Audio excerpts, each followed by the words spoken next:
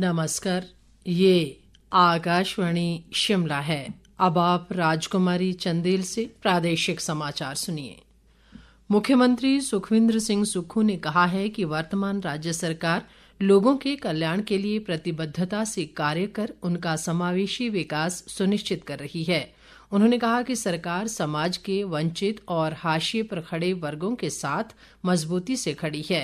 मुख्यमंत्री ने आज शिमला स्थित अपने आधिकारिक आवास ओक ओवर में हमीरपुर स्ट्रीट वेंडर्स यूनियन के एक प्रतिनिधिमंडल से संवाद करते हुए ये बात कही। सुखविंदर सिंह सुक्खू ने कहा कि अन्यायपूर्ण तरीके से किसी भी व्यक्ति की आजीविका नहीं जानी चाहिए और प्रदेश सरकार जरूरतमंद लोगों को राहत, सहायता व अवसर प्रदान करने का क्रम जारी रखेगी। इस मौके पर प्रतिनिधिमंडल ने लंबे समय से चले आ रहे मामलों के समाधान में सहयोग और हस्तक्षेप के लिए मुख्यमंत्री का आभार व्यक्त किया।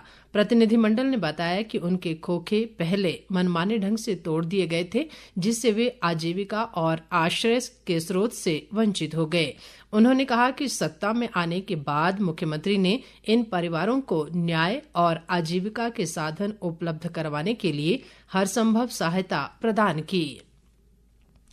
भारत और पाकिस्तान के बीच हुई जंग में भारतीय सेना ने पाकिस्तान को मुंहतोड़ जवाब दिया है। सेना के शौर्य और पराक्रम को हर भारतीय नमन कर रहा है। इसी कड़ी में भारतीय जनता पार्टी देश भर में तिरंगा यात्रा निकाल रही है। शिमला में citizen for national security forum के बैनर तले भाजपा व आम नागरिकों की उपायुक्त कार्यालय से तिरंगा यात्रा शुरू हुई, जो रिज मैदान पर राष्ट्रपिता महात्मा गांधी की प्रतिमा के सामने समाप्त हुई।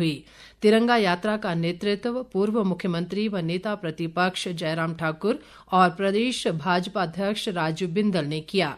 इस अवसर पर जयराम ठाकुर ने कहा कि ये यात्रा भारत की सेना के सम्मान में निकाली गई है। उन्होंने कहा कि भारतीय सेना ने अपने पराक्रम से पाकिस्तान को कई बार झुकाया और इस बार भी घुटनों पर लाया है और पहलगाम की घटना के बाद भारतीय सेना ने जिस तरह पाकिस्तान को मुंहतोड़ जवाब दिया वो सराहनीय है। प्रदेश भाजपा अध्यक्ष राजीव बिंदल ने भी भारतीय सेना की जवाबी कार्रवाई को नमन करते हुए कहा कि भारतीय सेना ने पाकिस्तान को करारा जवाब दिया है और आगे भी अगर पाकिस्तान फिर से कोई घटना को अंजाम देगा तो भारतीय सेना उसका भी दोगुनी ताकत के साथ जवाब देगी।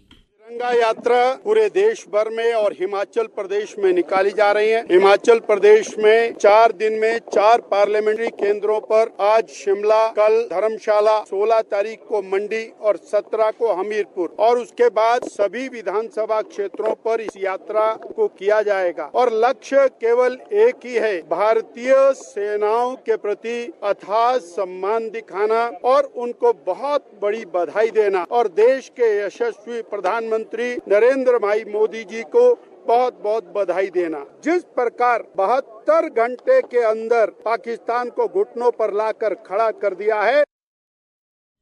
न्यायमूर्ति भूषण रामकृष्ण गवई ने आज भारत के 52वें मुख्य न्यायाधीश के रूप में शपथ ग्रहण की।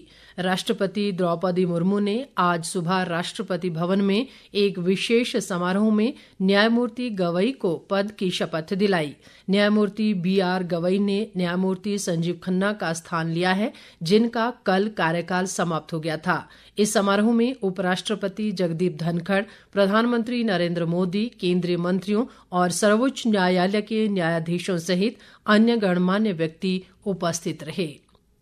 अहिल्याबाई होलकर की जयंती के उपलक्ष्य पर शिमला स्थित प्रदेश भाजपा कार्यालय दीपकमल चक्कर में आज एक कार्यशाला का आयोजन किया गया। इस कार्यशाला में भाजपा की राष्ट्रीय महिला मोर्चा की महामंत्री दीप्ति रावत ने मुख्य अतिथि के रूप में भाग लिया। इस अवसर पर उन्होंने कहा कि अहिल्याबाई होलकर को पूरे देश में रानी और देवी के रूप में पूजा जाता है।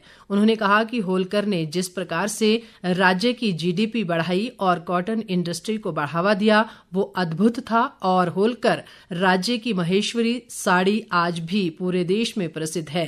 दीप्ति रावत ने बताया कि भाजपा देश और प्रदेश में अहिल्याबाई होलकर की जीवनी के बारे में जानकारी देकर महिला सशक्तिकरण का कार्य करेगी। उन्होंने कहा कि प्रदेश में 31 मई तक होलकर जन्म शताब्दी पर कार्यक्रम आयोजित किए जाएंगे। रानी अहिल्याबाई जी को पढ़ते हैं, उनके बारे में जानते हैं, तो हमें ये देखने को मिलता है कि रामेश्वरम से लेकर द्वारका तक और काशी विश्वनाथ से लेकर बद्रीनाथ तक आप कोई भी धाम पूरे देश भर में अगर आप देश के कोने कोने में देखेंगे तो संस्कृति को बढ़ाने का काम अगर कहीं हुआ है तो रानी अहिल्याबाई ने उसको किया है। इसके साथ ही ये समाचार बुलेटिन समाप्त हुआ। हमारा अगला बुलेटिन आप सुन सकते हैं शाम 7:45 पर। नमस्कार।